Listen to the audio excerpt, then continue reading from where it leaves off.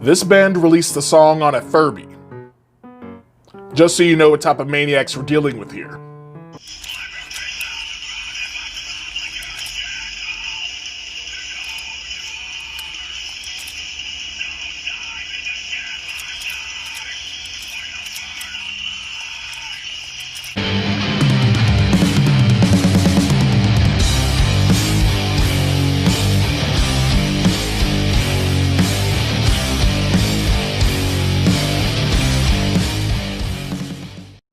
Greetings, hard and heavy music fans. I'm Dante, you're watching the Heavy Haystack, and today I'm talking about the new double EP from Belushi Speed Ball titled Stella 1 and Stella 2. Thrash metal bands don't normally look like that, nor do they have comedy skits and multiple Spongebob references on their records, but for Belushi Speed Ball, that's just another day at the office. A crossover thrash band formed in 2013 in Louisville, Kentucky, they at first glance seem to fit the so-called pizza thrash image of many modern thrash acts. But they take this image to new, crazy, imaginative heights with their chaotic live shows, including playing out of a moving van in Mad Max attire during the pandemic, and unorthodox music releases, releasing working EPs on both Game Boy Advance and Furby. And with this record, they're releasing a tapestry for merch with a QR code woven into it, with a link to the album, along with a VHS informational tape, keeping with the band's 90s aesthetic. The band has certainly crafted a quality vibe and image around themselves, but that leaves the question of what's really important. How do they sound? While listening to the record, it's apparent that their colorful shtick isn't a cover-up for a lack of talent. And Toxic Holocaust main man Joel Grind mastered this record, which lends it a bit more credibility.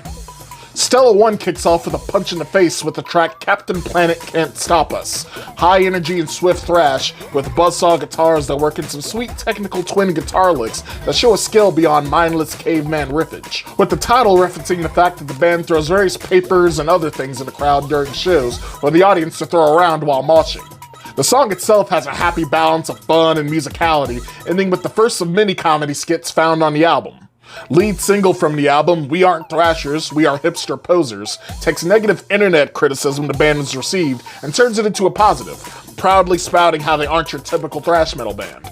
It gives another dose of high-tempo, dynamic riffage that ends on an unexpected pop-punk sounding sing-along. Dirty Dan and Pinhead Larry continues the band's record of having many references to SpongeBob SquarePants in their music, and is more straightforward than the earlier songs, going with a flurry of double-kick drums and fast buzzsaw riffs that alternate with hardcore two-step rhythms for the chorus, not to mention a sweet shredded guitar solo in the song's middle. I'm Already Halfway There kicks things off with a riff that sounds something like the Metallica classic Hit the Lights, and continues to be the most 80s thrash sounding song of the two EPs. This track, being number 4 of 8, ends the Stella 1 EP, and also ends with a skit saying how the band won't combine the two EPs into an LP until they get Dunkaroos to return. Yeah.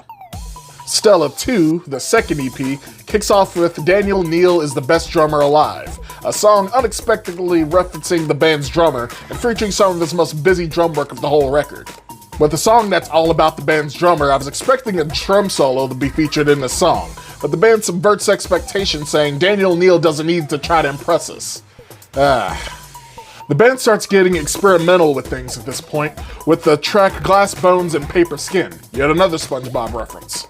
It's a track that goes straight up heavy hardcore with exaggerated chuggy breakdowns, even vocally calling for 4 China cymbal hits before the final slowed down breakdown. It's self-aware, hardcore, dumb fun at its finest. And the ending skit on this track, talking about recording black metal in a bathroom stall, leads into the following track, Shut the Snarf Up Mortal. A short parody black metal song complete with ominous synths, and I think no actual lyrics, just unintelligible black metal snarling, ending with yet another skit with the band members reminiscing on when they first sold their souls to black metal. Closing out the second EP and the record is a thrash color of Wombology from Spongebob, again, and makes for another one of the more heavy tracks on the album, mixing in hardcore chugs with thrash metal fury in the Belushi version of the song.